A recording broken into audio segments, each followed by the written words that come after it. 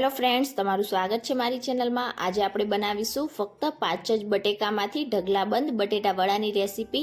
તો આ બટેકા વડા તમે 4 લોકોને સર્વ કરી શકો એટલા બનશે અને એકદમ ઝડપથી તમે આ બટેટા વડા બનાવીને તૈયાર પણ કરી શકો છો અને ખાવામાં બહુ જ ટેસ્ટી એવા લાગશે।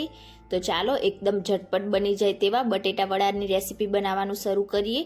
રેસીપી સારી લાગે તો વિડીયોને લાઇક કરજો, વધારેમાં વધારે શેર કરજો અને હજી સુધી ચેનલને સબસ્ક્રાઇબ ના કરી હોય તો સબસ્ક્રાઇબ કરીને બાજુમાં રહેલા બેલ આઇકનને પ્રેસ કરજો એટલે નવી રેસીપીના નોટિફિકેશન આવશે।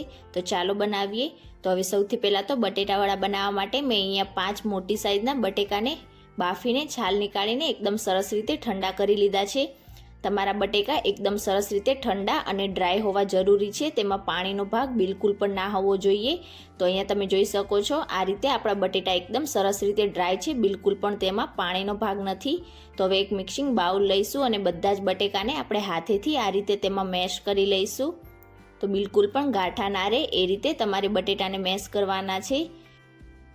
તો આ રીતે તમે બટેકાને મેશ કરશો એટલે તમને ખબર પડી જશે કે તમારા બટેકામાં પાણીનો ભાગ છે કે ડ્રાય છે। તો અહીંયા આપણા બટેકામાં બિલકુલ પણ પાણીનો ભાગ નથી એટલે આપણું સ્ટફિંગ એકદમ સરસ રીતે બનીને તૈયાર થશે। તો અહીંયા આ રીતે બધા જ બટેકાને મેં મેશ કરી લીધા છે અને હવે હાથેથી આપણે પ્રેસ કરતા જઈને બટેકાને એકદમ સરસ રીતે ઝીણા મેશ કરી લઈશું એટલે તેમાં બિલકુલ પણ ગાંઠા નહીં રહે।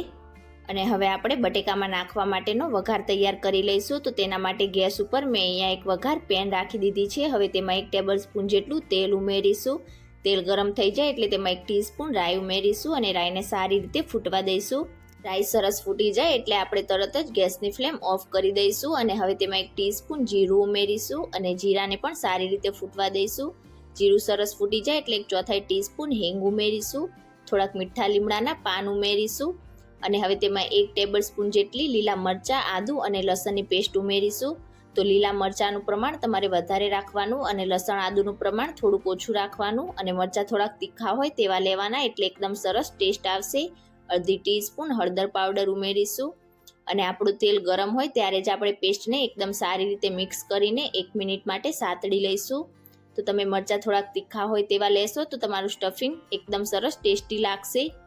તો પેસ્ટને મેં 1 મિનિટ માટે ગરમ તેલમાં સાતળી લીધી અને તમે જોઈ શકો છો એકદમ સરસ આપણો વઘાર તૈયાર થઈ ગયો છે। તો હવે ગરમા ગરમ વઘારને આપણે જે બટેકાને મેશ કરીને રાખ્યા છે તેમાં ઉમેરીશું અને હવે તેમાં સ્વાદ પ્રમાણે મીઠું ઉમેરીશું। 2 ટીસ્પૂન ખાંડ ઉમેરીશું। ખાંડ નાખવી ટોટલી ઓપ્શનલ છે, પણ તમે થોડીક ખાંડ નાખશો તો બટેટા વડામાં તેનો ટેસ્ટ એકદમ સરસ લાગશે।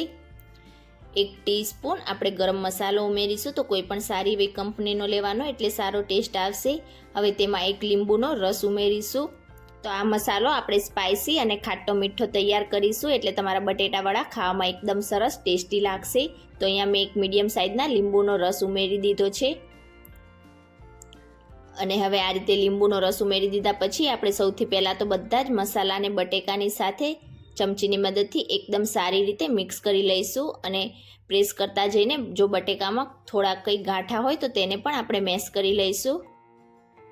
તો અહીંયા તમે જોઈ શકો છો આપણા બધા જ મસાલાનું કોટિંગ બટાકાની સાથે એકદમ સરસ રીતે થઈ ગયું છે। હવે ઉપરથી આપણે અડધા કપ જેટલા ઝીણા કટ કરેલા લીલા ધાણા ઉમેરીશું। ધાણાનું પ્રમાણ તમારે થોડુંક વધારે રાખવાનું એટલે એકદમ સરસ ટેસ્ટ આવશે અને હવે હાથની મદદથી આપણે બધી જ વસ્તુને એકદમ સરસ રીતે મિક્સ કરીશું। તો અહીંયા આપણા બટેટા વડા માટેનો મસાલો બનીને એકદમ તૈયાર થઈ ગયો છે। હવે આપણે થોડોક આ રીતે મસાલો લઈશું અને હવે મીડિયમ સાઇઝના બટેટા વડા માટેના બોલ્સ બનાવીને તૈયાર કરીશું। તો આ રીતે તમે બટાકાને ડ્રાય કરીને લેશો તો તમારો મસાલો હાથમાં બિલકુલ પણ ચીપકશે નહીં। તમે જોઈ શકો છો એકદમ સરસ રીતે આપણા બટેટાવાળાનો આ રીતે બોલ્સ બનીને તૈયાર થયું છે। તો આ રીતે આપણે બધા જ બટેટાવાળા માટેના બોલ્સ બનાવીને તૈયાર કરી લઈશું। તો બિલકુલ આ જ રીતે મેં બધા જ મસાલામાંથી વડા બનાવીને તૈયાર કરી લીધા છે અને આટલા માપમાંથી તમારા 100 જેટલા વડા બનીને તૈયાર થશે। તો હવે વડાને કોટ કરવા માટેનું આપણે બેસનનું બેટર બનાવીને તૈયાર કરી લઈશું। તો તેના માટે આપણે બાઉલમાં 2 કપ ચણાનો લોટ ઉમેરીશું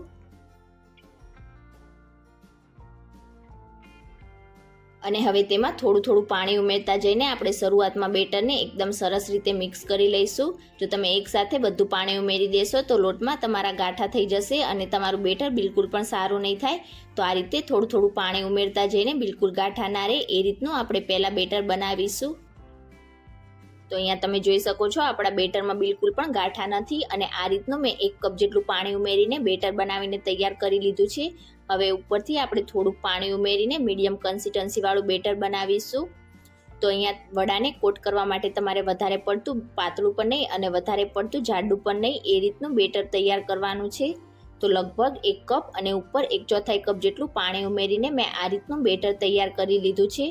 અને તમે જોઈ શકો છો બેટરમાં બિલકુલ પણ ગાંઠા નથી. તો આ જ રીતનું તમારે બેટર બનાવીને તૈયાર કરવાનું છે. હવે તેમાં આપણે 1 ટીસ્પૂન કે પછી સ્વાદ પ્રમાણે મીઠું ઉમેરીશું, 1/4 ટીસ્પૂન જેટલી હિંગ ઉમેરીશું, અડધી ટીસ્પૂન હળદર પાવડર ઉમેરીશું. તેનાથી આપણા વડામાં એકદમ સરસ એવો ટેસ્ટ આવશે. અડધી ટીસ્પૂન જેટલા અજમાને હાથેથી ક્રશ કરીને ઉમેરીશું. અને હવે બધી જ વસ્તુને આપણે બેટરમાં એકદમ સારી રીતે મિક્સ કરીશું. તો અહીંયા મેં બધા જ મસાલાને બેટરમાં એકદમ સરસ રીતે મિક્સ કરી લીધા છે. અને આ રીતે આપણે ચમચીની મદદથી બેટરને ચેક કરીએ તો તમે જોઈ શકો છો બેટર આપણું વધારે પડતું જાડું પણ નહીં અને વધારે પડતું પાતળું પણ નથી. તો આ જ રીતનું તમારે વડાને કોટ કરવા માટેનું બેટર રાખવાનું છે. જો તમને લાગે કે બેટર વધારે પડતું પાતળું છે તો થોડોક તમારે લોટ ઉમેરીને મીડિયમ કરી લેવાનો અને આ રીતે ચમચીના પાછળના ભાગને આપણું બેટર એકદમ સરસ રીતે કોટ થવું જોઈએ. તો હવે આપણે બટેટા વડાને ફ્રાય કરી લઈશું. તો તેના માટે મેં તેલને પહેલાંથી જ ગરમ કરવા માટે રાખી દીધું હતું. તેલ એકદમ સરસ રીતે ગરમ થઈ જાય એટલે હવે આપણે જે બેટર તૈયાર કર્યું છે તેમાં બનાવેલા વડાને આ રીતે એકસાથે 3 થી 4 બેટરમાં ઉમેરીશું. અને હવે ચમચીની મદદથી આપણે વડાને બેટરમાં એકદમ સરસ રીતે કોટ કરી લઈશું. અને આ રીતે જે એક્સ્ટ્રા લોટ હોય તેને આપણે સ્પૂનની મદદથી નિતારી લઈશું. અને હવે તેને તળવા માટે લઈ લઈશું. અને બિલકુલ આ જ રીતે આપણે બધા જ વડાને તેલમાં ઉમેરતા જઈશું. અને તમારે ગેસની ફ્લેમ શરૂઆતમાં નાખતી વખતે મીડિયમ રાખવાની. અને આ રીતે નાખી દીધા પછી હવે આપણે ગેસની flame medium two high side રાખીશું. અને હવે બધા જ વડાને અલટતા પલટતા જઈને ઉપરથી એકદમ સરસ ક્રિસ્પી થાય ત્યાં સુધી ફ્રાય કરી લઈશું. તો વડાને કોટ થતાં એકદમ ઓછો સમય લાગે છે. લગભગ 1 થી 2 જ મિનિટમાં તમારા વડા એકદમ સરસ રીતે ફ્રાય થઈ જશે.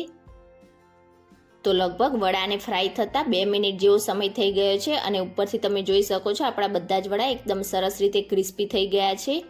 તો હવે આપણે આ રીતે તેલ નિતારીને બધા જ વડાને પ્લેટમાં લઈ લઈશું.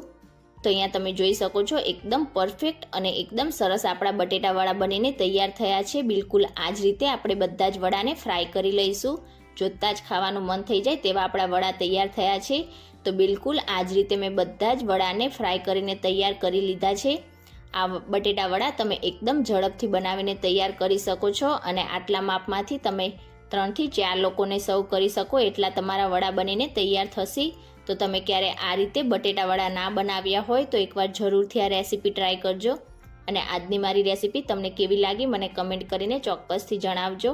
રેસીપી સારી લાગી હોય તો વિડીયોને લાઇક કરજો, વધારેમાં વધારે શેર કરજો અને ચેનલને સબસ્ક્રાઈબ કરીને બાજુમાં રહેલા બેલ આઇકનને પ્રેસ કરજો એટલે નવી નવી રેસીપીના નોટિફિકેશન આવશે. Thank you for watching.